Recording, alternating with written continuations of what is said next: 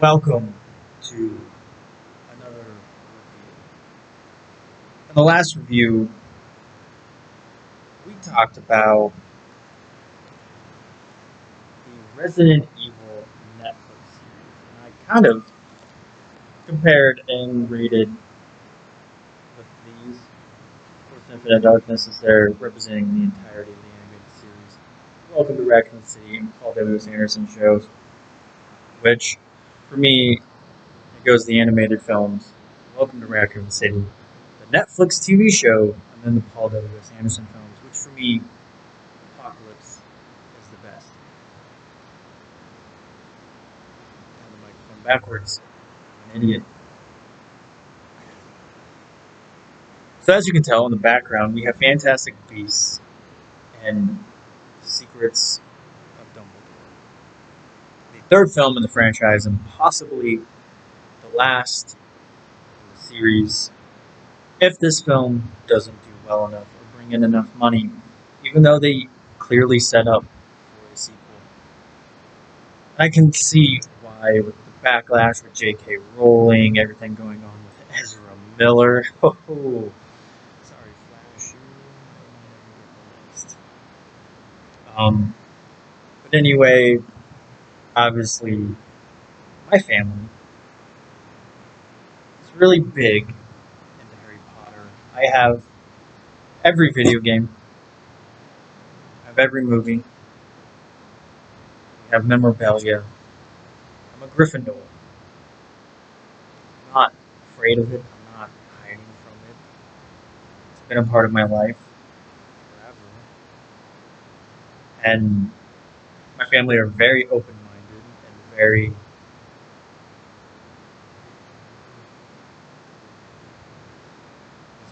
realistic. Even my sister, who's big into the LGBTQ stuff, more so than all of us. And I'd probably put me next because of the influence my sister has had on me.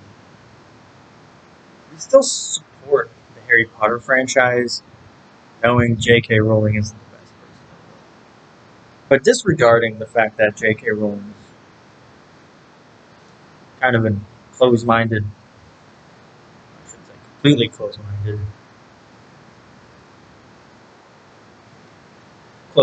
trans-minded, I guess you could say.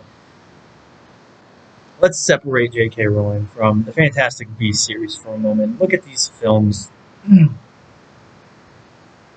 by themselves, as just films.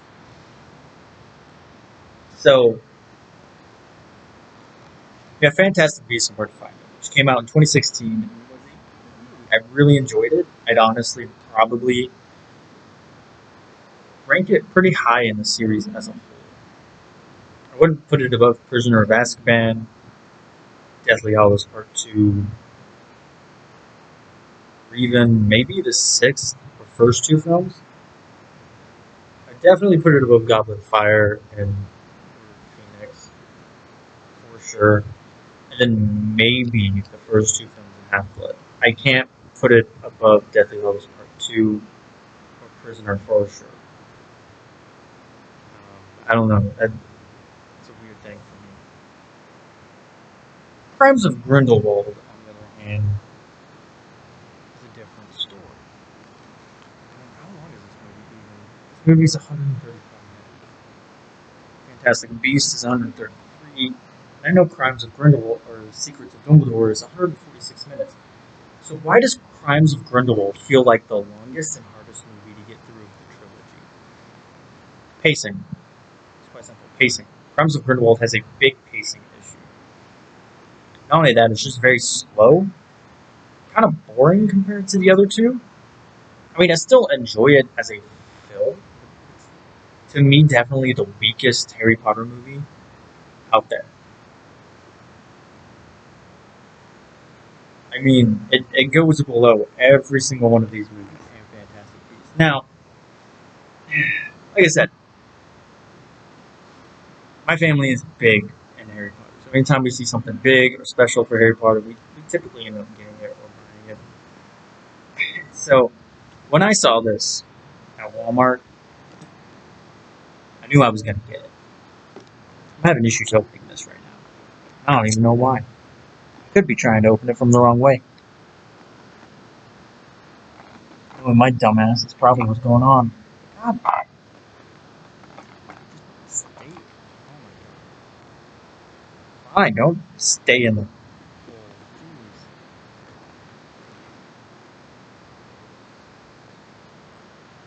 Yeah, I was right. I was trying to open it from the wrong way. If you are wondering what I'm doing, I'm looking for the manly on here. That because that shows you, what you're supposed to speak into. Anyway, it's this. Don't know if you can really see it all that well. It's basically just a little cardboard box that looks like a case. And you open it, and it looks like this. Let me turn on the light real fast.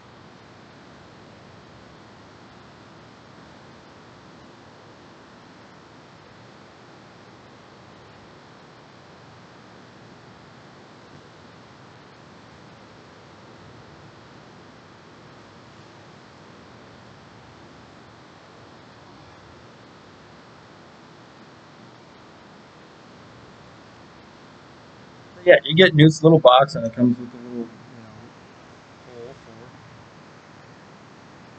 the Secrets of Dumbledore. The Secrets of Dumbledore is honestly my favorite movie in the trilogy. It does not have a pacing issue. The action's very good. The comedic moments are good. The intense moments are good. Mads Mikkelsen does a great job as Grindelwald. Jude Law is amazing as always. Newt, my spirit animal, love him. Great person. But this movie suffered from the J.K. effect.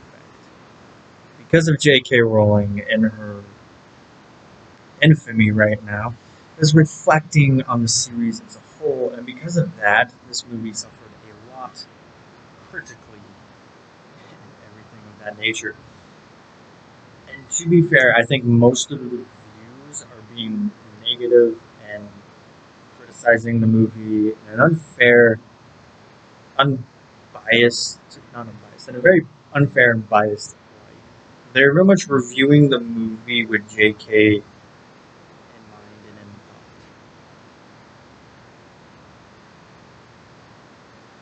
thought. And I don't think that's fair for the movie and the actors as well. Because like this movie is a lot more on par with Fantastic Beasts and Where to Find Them than it is Crimes of Grindelwald. And I heard some people complaining about the Dumbledore being gay stuff, but it's like, well, it's like, bro, like one, they really don't throw it in your face. Yeah, it's a part of the plot point because it's a part of Dumbledore's dilemma. As he loves Grindelwald, he has feelings for him, but they don't do it in that like pandering way where it's like, yeah, they're just doing that because they need to add it to feel more woke or whatever. And it's like, no, it's been ingrained in the story for a decade now, like since before the 2010s, like since the mid 2000s. This has been the plotline for Dumbledore and Grindelwald and their dilemma. This isn't new news. This is how it's always been. Like this wasn't like a recent addition. It's not like they're making Harry Potter gay all of a sudden. Like, yeah, that would be considered pandering, taking a well-known character and making them a part of a community they were not written into, but now that you're making a movie about it, you can do that. It's that kind of thing. But that's not what they're doing here. Like Dumbledore and Grindelwald's relationship is a part of the story. And because they're two men, it does not detract from the story in any way, shape, or form. It's not a woke move. It's literally been how it was written for over a decade now. For over 15 years now.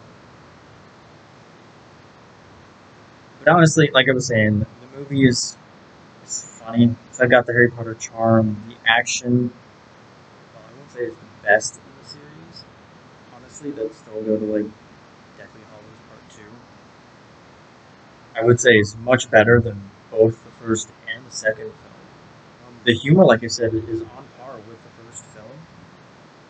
All the characters really get a chance to shine. Even Newt's brother, who's just been a background character, I think, for the past two films, or at least the past one, Crimes of Grindelwald. Um, but yeah, the movie is a lot better than what it's being critically ambushed for, I guess you could say. By no means by defending Fantastic Beasts and the Secrets of Dumbledore. By no means is that me condoning JK's thoughts and feelings. She's clearly in the wrong here. Trans people are people.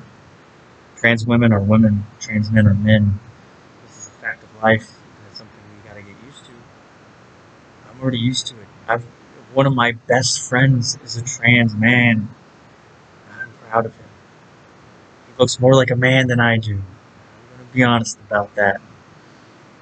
He sounds more like a man than I do. Creeps me out a little. And I get over it. I'm like, he's a beautiful soul. He's a great man, and I look up to him very much. I hold Reese in high regard. I really do. He is a role model for his community in our small town. I mean, he's human. We all are. But we all just need to be people. And let people do what they want when it comes to their body. Alright?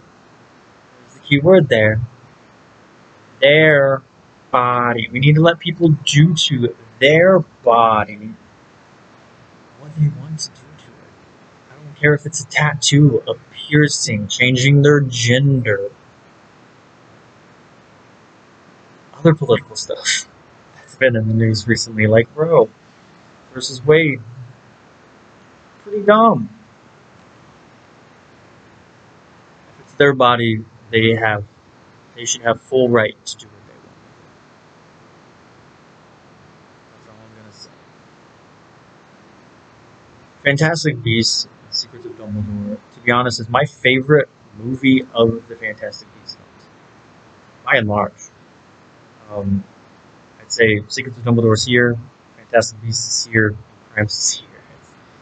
It's the worst movie in the Harry Potter franchise for a reason. It just has such bad pacing.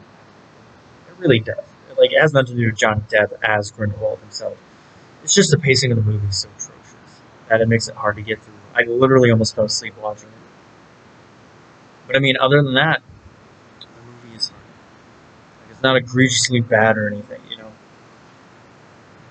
And Secrets of Dumbledore is, like I said, it's the best movie in the Fantastic Beasts franchise, and honestly, probably my second favorite movie in the whole series. Maybe third. Yeah, it's definitely behind Prisoner of Azkaban and Deathly Hallows Part 2. So it's my third favorite movie in the franchise. But yeah, it's got great comedy, it's got great action, it's got great pacing. Well, maybe not great, it's an hour and 46 minutes. But you know, its pacing's a lot better than the other one. It's Crimes of Grindelwald, so it doesn't feel as much as a drag.